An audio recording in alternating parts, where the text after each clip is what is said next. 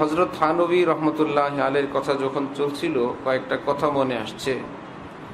হযরত এত বড় আলেম, বুজুর্গ, মুজাদ্দিদ হযরত মাদানী রহমতুল্লাহ আলাইহি তালিম করতেন নিজের মুরিদিন মুহিব্বিনদেরকে, তারা যেন হাকিমুল উম্মত হযরত থানভীর কিতাব মোতালা করেন।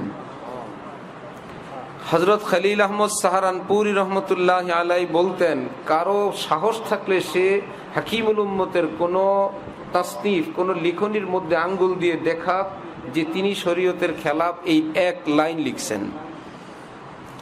বিশ্বকাপানো আলেম আল্লামা আলী মিয়া নদভী রহমতুল্লাহ আলাইহি সবসময় তিনি বলতেন, ভাই আমি হাকিমুল উম্মতের কিতাব নিয়মিত মোতালা করি। হযরত আল্লামা আহমদ শফি রহমতুল্লাহ আলাইহি তিনিও বলতেন যে ভাই হাকিমুল উম্মতের কিতাব তালিম করো।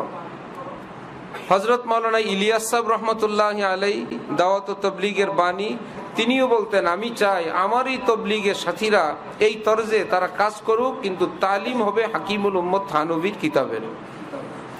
আল্লামা আনোয়ার শাহ কাশ্মীরি বলতেন, আমার ধারণা ছিল উর্দু ভাষায় কোনো এলেম নাই, আরবির এলেম উর্দুতে আসবে কি? হাকিমুল উম্মত মাওলানা থানভীর বয়ানুল কোরআন পড়ে আমার সারা জীবনের ভুল আকীদা ভেঙে গেছে। উর্দুতে এলেমের সাগর, দলিল, তাফসিরে বয়ানুল কোরআন।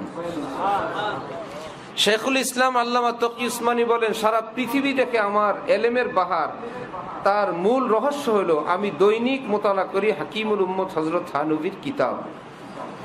হযরত আব্দুল হাই পাহাড়পুরি রহমতুল্লাহ আলাইহি বলেন, আমাদের বড় বড় যে থানভী বলেন, কারণ কি জানেন? কারণ হলো আল্লাহ পাক হযরত হাকিমুল উম্মতের মধ্যে সমস্ত আকাবিরের উলুমকে এক জায়গায় জমা করে দিয়েছেন। ভাই এমনে পাগল না আমরা, ভাই আমাদের বড়রা এত এলেমের সাগর হয়েও হাকিমুল উম্মতের পাগল। এই সিলসিলার ভক্ত না, দলের ভক্ত না, তার এলেম, তার মারিফত, তার আল্লাহ পাকের কাছে মকবুলিয়ত, তার কাছেই মাথা নত করছেন আমাদের মহান আকাবিররা। আল্লাহ আমাদেরকেও হাকিমুল উম্মতের তালিম, তরবিয়ত, শিক্ষা দীক্ষা জীবনের সর্বক্ষেত্রে হাসিল করে চলার তৌফিক দান করেন।